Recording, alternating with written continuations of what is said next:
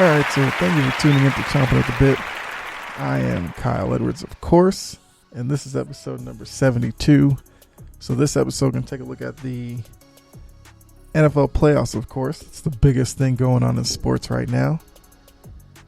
So we'll break down today's games on this episode, of course, and then do the two for tomorrow's episode. But I'll do what I do with most matchups I talk about. We'll break it down, give you some key stuff to look out for, and then I'll give you my predictions on who I think will win, what to make some key matchups to deal with and all that. So, like I said, two games today. Starting off, Rams-Packers at 4:30, Ravens-Bills tonight, 8:15, 8:30 area. But I guess quickly though, we will touch on some of the NFL coaching stuff in a later episode, because I know that some news was made yesterday. I believe a couple of positions were agreed upon. So the number of openings is slowly shrinking. So we'll look at the coaches that have been hired, and then with the openings, what they may be looking at on another episode. But like I said, we're going to go ahead and jump into these playoffs, because this is another good weekend for the NFL. Like I said, with the two games today, you got Josh Allen, up and coming, really made a name for himself this year, going up against Lamar Jackson, who, since he's come to the league, he's been a highlight reel with his game-breaking scrambles and touchdown runs, all that kind of stuff. So that's your late matchup. First matchup, you have Aaron Rodgers, who, we've all heard about Aaron Rodgers ever since he was Brett Favre's backup for, 3 years. And then when he came out on the scene, he's been putting up big numbers. So, and of course, there's those who have Aaron Rodgers as the best quarterback in the league today. It's up for debate, I will say that, but, And then with the Rams, we have the, biggest question mark of this weekend's playoffs. Who's going to be the quarterback for the Rams? We know Jared Goff broke his thumb just 2 weeks ago now. He had to play last week because Wolford took a shot to his head, neck area, and he was ruled out. Goff came in, played okay against Seattle, but did get the win. That's all that matters. But now my question is, with the thumb being on his throwing hand going into Green Bay, we all know in Green Bay you're dealing with weather elements. And I believe it's supposed to be pretty cold this afternoon in Green Bay. So how is he going to handle, holding if it is cold, the football is going to be hard as a rock. And then with it being his thumb, your thumb is the most important finger on your hand in terms of throwing the ball, because that's where you get all your grip from. So expect to see probably it's going to be a lot of short passes, screen passes with Goff back there, because I'm doubting he's going to be able to put anything on passes down the field, which could definitely play into Green Bay's hands. But you know what? Just go ahead and break it down real quick. So yeah, Aaron Rodgers, we know, it's been the highly touted quarterback ever since he's come in the league. He's had quite a long stretch of kind of meh years where he hasn't really factored into the playoffs that much. But it does seem like this year, when they drafted Jordan Love, it really lit something under Aaron Rodgers, and he's probably going to go ahead and become the MVP this year. It's for the third time, I believe. So he did lead the league 48 passing touchdowns. I think he was the highest rated passer, like 121. And it does seem like, with all the questions from last year with Matt LaFleur, the coach, that he and Rodgers kind of figured it out this year and really put up some good numbers. And then for all the talk that Aaron Rodgers doesn't have any help, he got great years out of Aaron Jones, the running back, and then Davante Adams, his wideout, who I've said on here before, I believe is the best wide receiver in the league today. So,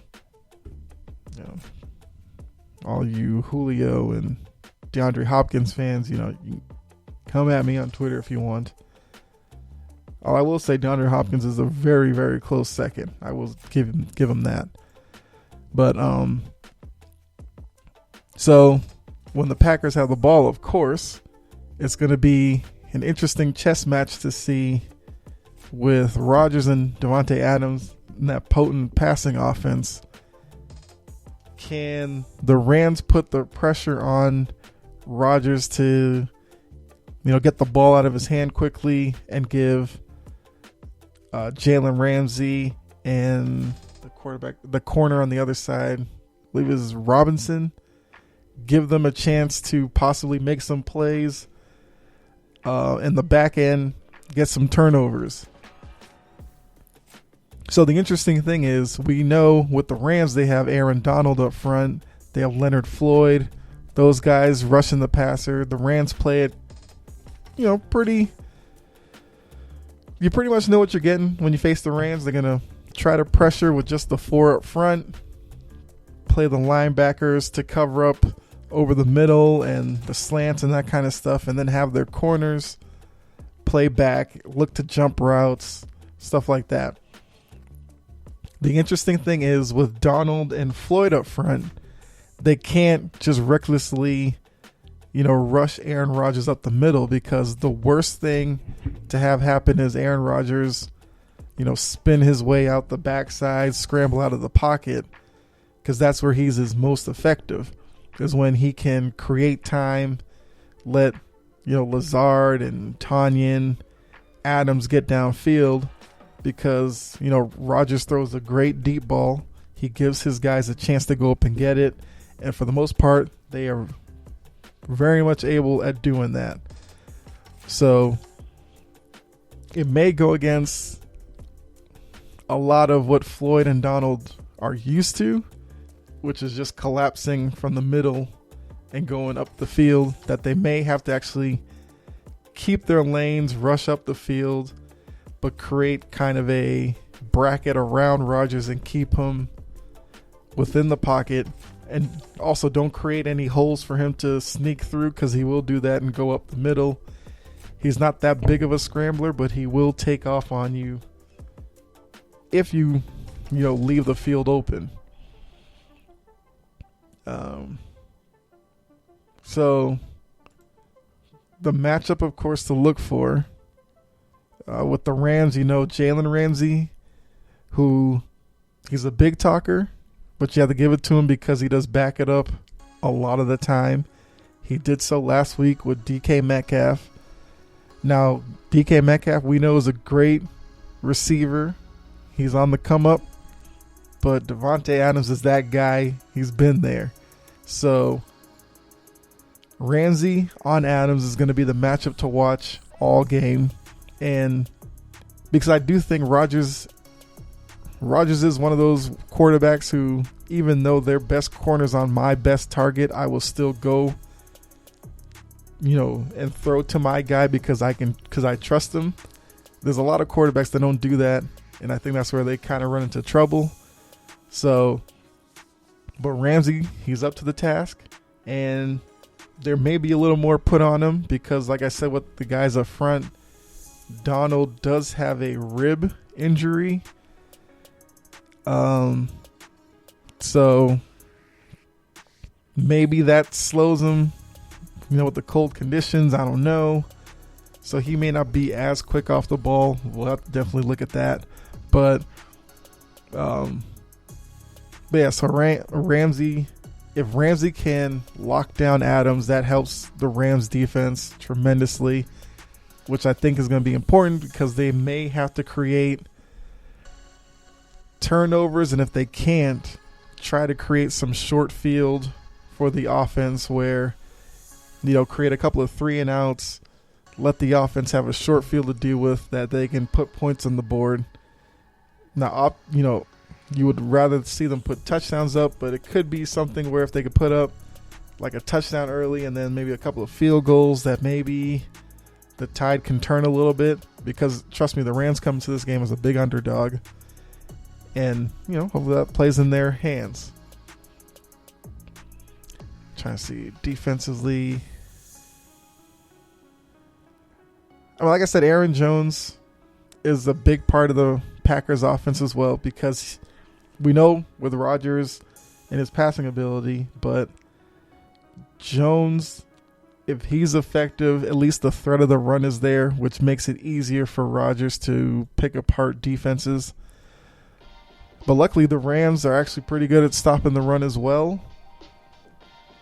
I wouldn't say pretty good. They're decent. I think they're like middle of the pack. So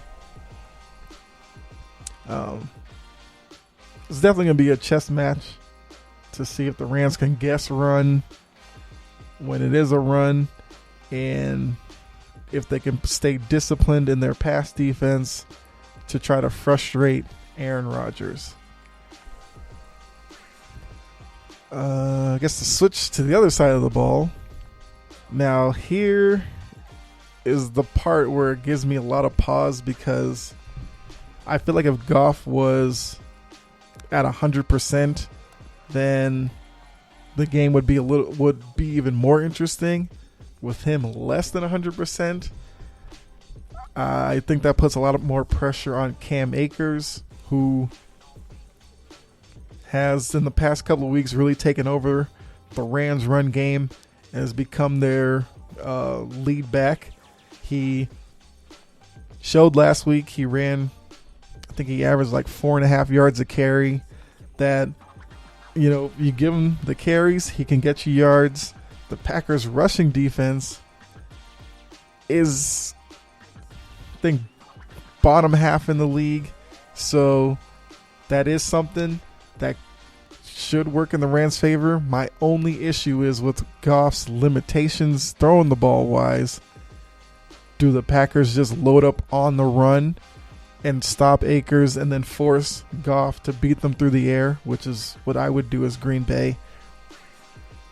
And don't get me wrong, the Rams have offensive weapons in the passing game with Robert Woods, Cooper Kupp, and I think even Akers out of the backfield. But if the playbook gets to the point where they have to throw because running the ball isn't working, then the Rams are going to be in some serious, serious trouble.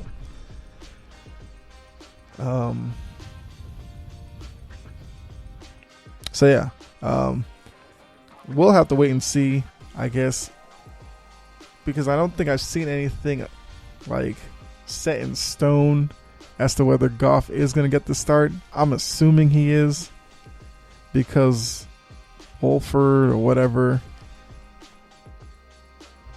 I mean, if he's behind center to start the game, the Rams probably have zero chance at this one. If Goff is there, maybe on adrenaline or whatever, he fights through the thumb injury, looks pretty effective, then that gives them a shot at the game. But ultimately, with the weather conditions, it looks like it's going to be definitely under 35, which is something that Goff is going to have to deal with, because in his career, he does not perform well in cold weather. I mean, he's a California kid playing in LA in a division where he pretty much plays in hot weather. So that's definitely going to be something to worry about. Where can he mentally get past his performances in cold weather and play the best that he can today? So with all that, I will say if Goff were more healthy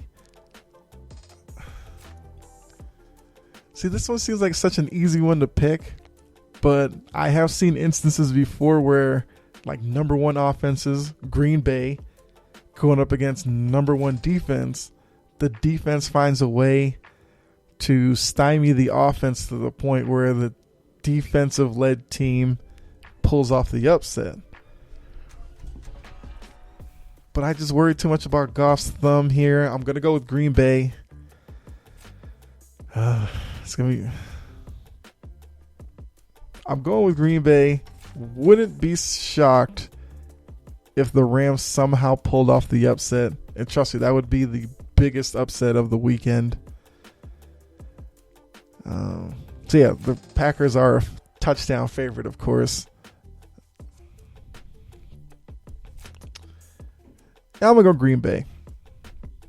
I'll take Green Bay in this one. Let's go 27-17. I'm kind of finding it hard to think the Rams put up 17 with the thumb, but I'll go 27-17 in that one. Oh yeah, quick note before I go on to the next game. I did go 4-2. No. Did I go 4-2 last week? Yeah, I went 4-2 last week in picking games. So I think playoff wise might be turning it around, because regular season we all remember I was terrible, but playoffs off to a good start. So I will be keeping track of that as well. But yeah, so give me Green Bay 27-17. So now for the better game of the two, not to say Rams Packers won't be a good game, but Ravens Bills tonight is definitely one to keep your eyes on, because kind of the theme of these AFC playoffs as opposed to the NFC playoffs, like, okay, so take a look at the AFC playoffs as they, were constituted first coming in. You had Patrick Mahomes, young, up and coming. Well, Patrick Mahomes is pretty much here. He's won a Super Bowl, so yeah. But young guy. Baker Mayfield in Cleveland, young guy. Josh Allen with the Bills, young. Lamar Jackson, young with the Ravens. Tannehill with the Titans, young-ish. Then the two old guys, Phillip Rivers with the Colts, Ben Roethlisberger with the Steelers. And as we saw last weekend, the old guys lost. Big Ben, was terrible against the Browns, even though he did throw 4 touchdowns. He had 4 picks, threw for a lot of yards, but they were upset. Phillip Rivers with the Colts. Phillip Rivers played better than I thought, but ultimately came up short. Tannehill was probably the worst of the weekend. So I say that to say, clearly the AFC is all about the young guys who are looking to take the league the next 10 years. The NFC was more of a veteran group where Brady, 43, Breeze with 40, Rodgers is 30. How old is Aaron Rodgers now? Like 36 or something?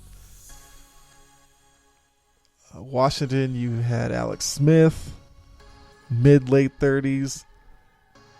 Russell Wilson, early 30s, so he can, he's still part of the future in the NFC. Trubisky, we don't even know if he's going to be with the Bears next year.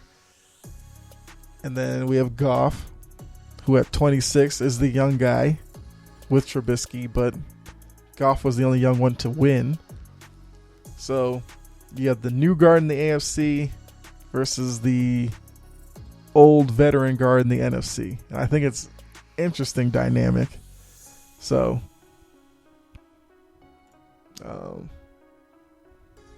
yeah, the AFC could be the conference going forward for the next few years that may dominate Super Bowls. I'm just saying, because with Brady, it's probably this year, next year with him. Breeze, this might be it for him. And then with Rodgers, we don't know. from year to year, how he's going to perform, how the team will be. This may be Green Bay's best shot at getting back to a Super Bowl. So definitely, well, in the AFC is going to be a young quarterback there. NFC might have a veteran, so something to play out for the rest of the playoffs. But, I digress. Let's get back into the matchup with the Ravens and the Bills. These are two teams. We know what they're about. The Ravens, it's running the ball. The Bills, it's their passing game. Both spearheaded by their quarterbacks, as Lamar is the new age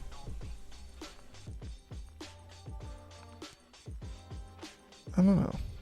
Like, it's easy to say he's Mike Vick, but I feel like Vick had a stronger arm.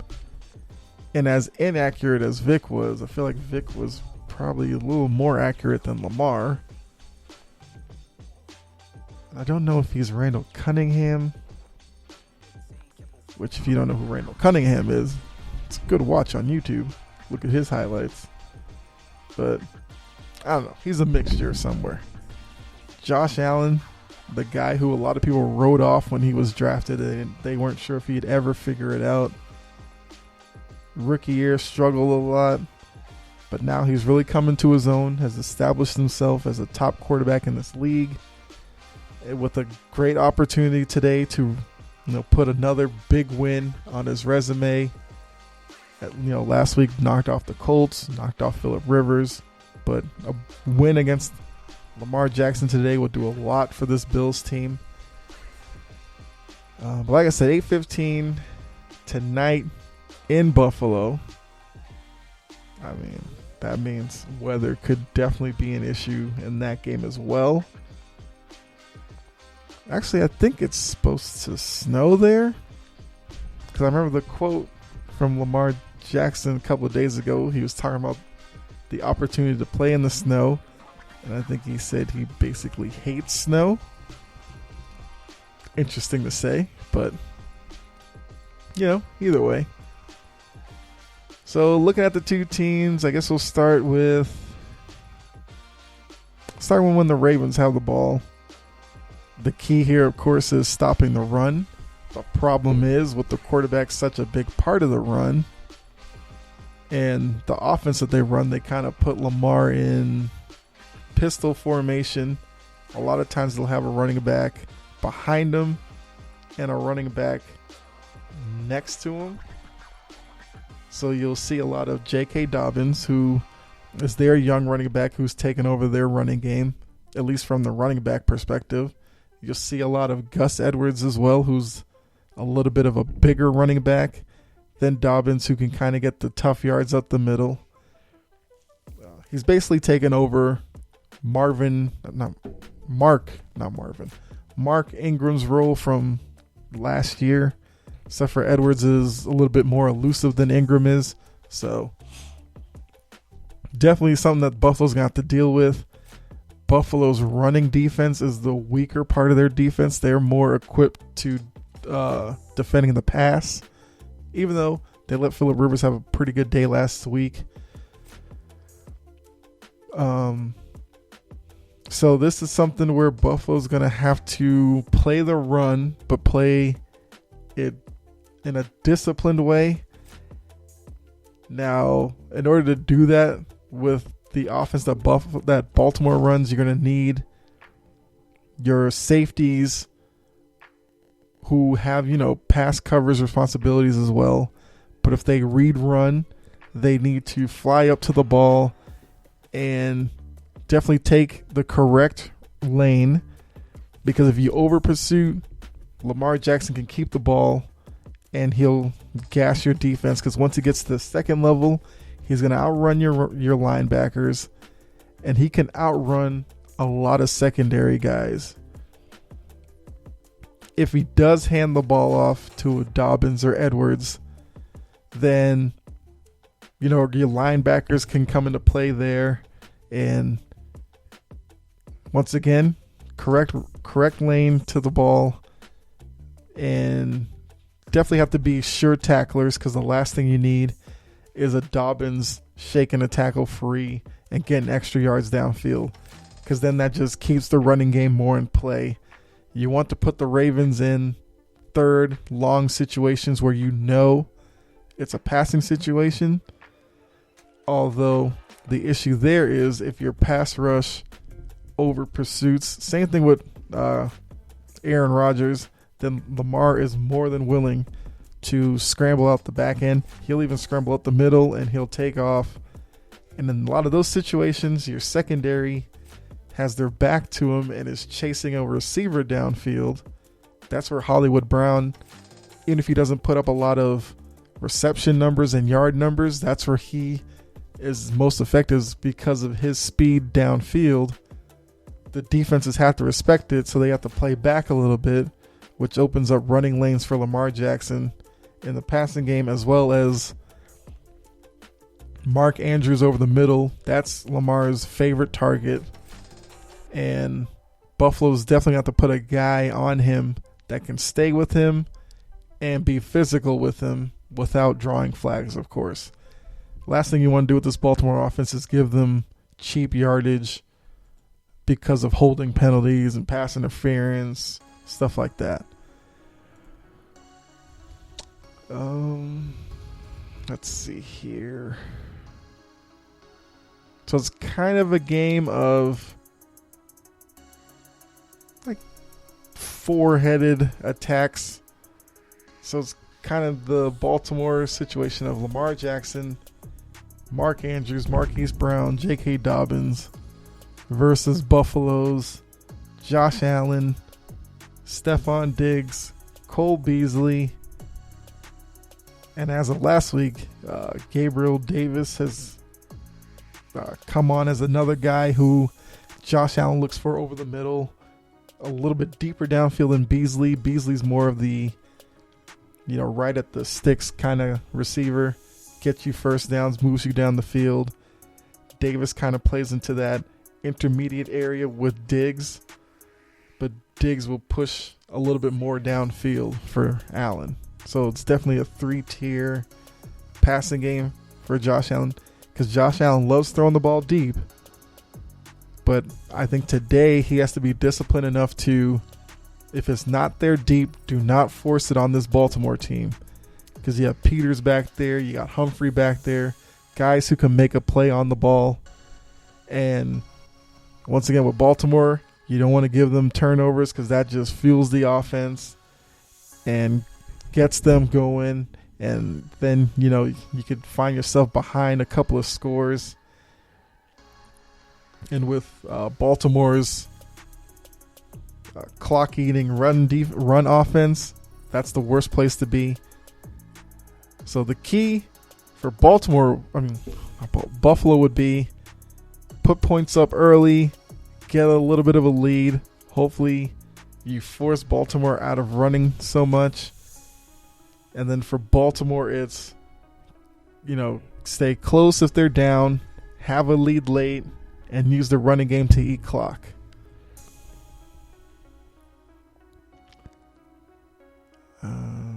So biggest thing will be Baltimore defensively loves to blitz. I mean, it's kind of been the calling card for Baltimore the last couple of years. They love putting a lot of pressure on opposing quarterbacks, which, like I said with Josh Allen, goes against what he wants to do, where he wants to extend plays and look downfield. Well, with Baltimore, with Calais Campbell coming at you, they'll even bring secondary guys to blitz. Peters every once in a while, but like Patrick Queen, the linebacker, you got to look out for him. He's a very fast, speedy, quick, whatever you want to say, in the linebacking area.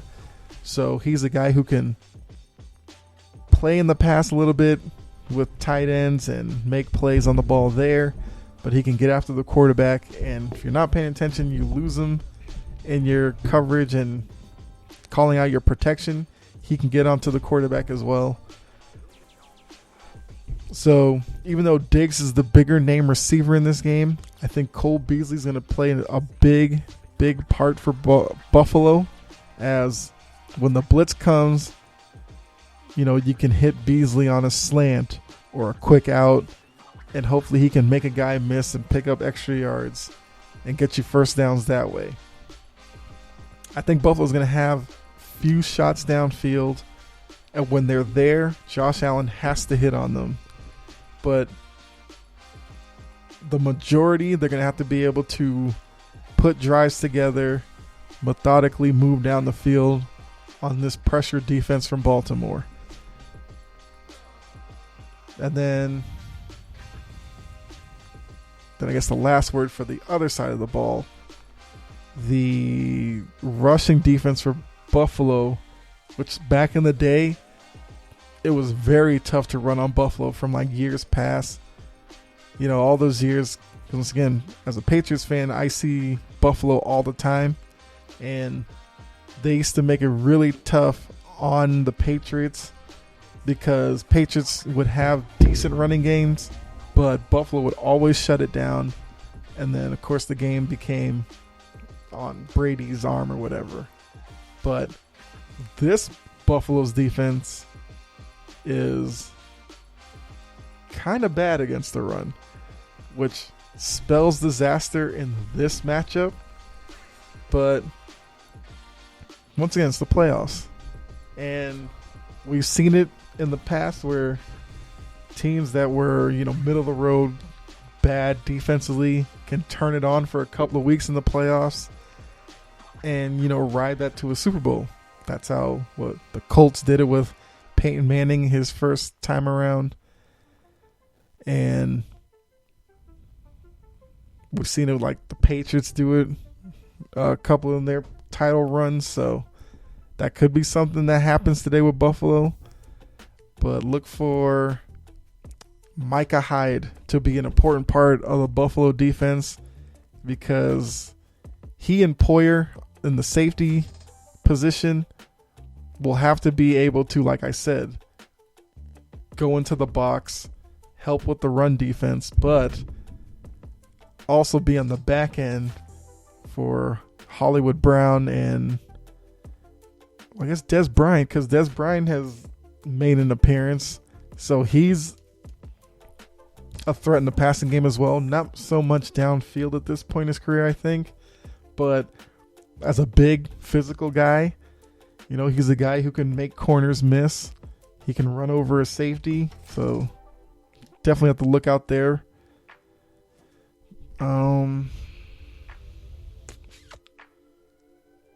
Let's see. I talked about Stephon Diggs a little bit. I'll have to talk about him a little more because Stephon Diggs has had a great year in Buffalo. He's a big part of the reason why Buffalo's at this moment in the divisional round of the playoffs. He was exactly what Josh Allen needed. He solidified that pass attack. Coming over from Minnesota, he showed that he's that guy who can put up big numbers. He caught a touchdown last week against Indianapolis. It'll be interesting to see who Baltimore puts on him, or do they kind of zone him with a corner and a safety over the top? You would think Peters is a guy who will probably take on the matchup first, but Diggs will see Peters, he'll see Jimmy Smith, and he'll see Humphrey at some point in the day. Hopefully he can find a mismatch with one of them and Josh Allen could make a big play downfield with him. That would be a big thing for Buffalo if they want to win this game. So I guess time for my prediction on this one. This one's a really tough one, because I can convince myself for either team to win. I know Baltimore's rushing offense is going to be tough for Buffalo to stop. But I just have a feeling that even with Baltimore's pressure defense and all the blitzing and stuff, Josh Allen has shown me enough that I believe in Josh Allen man, oh man, oh man, oh man. Oh, this is tough. Because Lamar would love to get the win, get back to the AFC title game, be a step closer to making a Super Bowl. Can Josh Allen lead the upstart Bills after 25 years of no playoff success? Could it be that their first run they run to the AFC title game and maybe a Super Bowl? That'd be a great story. Even though they're a divisional rival, Baltimore has great fans. Always loved watching Patriot Bills games. I'm going to take the Bills here. Yeah, I'll go with the Bills. Actually, let me see. Who is the favorite in this matchup? I feel like this is probably close. Okay, Buffalo's a field goal favorite. Okay.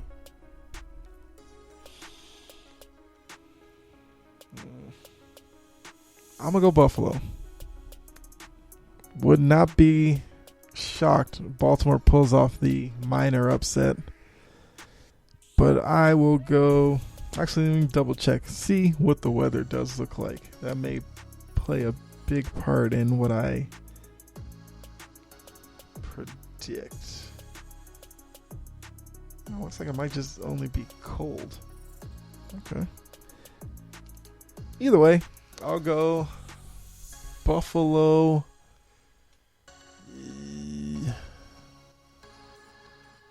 Let's go Buffalo 23-20. Yeah, we'll do that. 23-20 Buffalo. I'm at like a 6 on the confidence factor with that one. But either way, that's all I'll go with. And, well, that's the two matchups for today, like I said. And tomorrow's episode, which I will give you, well, probably around the same time tomorrow. And tomorrow will be like right before kickoff of the games. So, like I said, tomorrow, another great day. I mean, yeah, Breeze versus Brady, NFC. Matchup that we were supposed to get in the Super Bowl at some point, never did. So we're getting that, maybe for the last time. And then Baker Mayfield, Patrick Mahomes, if you remember. They met in college once. A lot of people say it was like the greatest college football game they ever saw. So, another great matchup there. But yeah, so those are my thoughts on the two games today. Definitely let me know what you think. You can, drop it in the comments on, I guess, if they do allow you, wherever you are listening to the podcast, as I am available on all the major platforms. Do it there. You can go over to Twitter at Chompin Podcast. Definitely follow the show there, because you interact with me over there. I put up polls and tweet pretty regularly.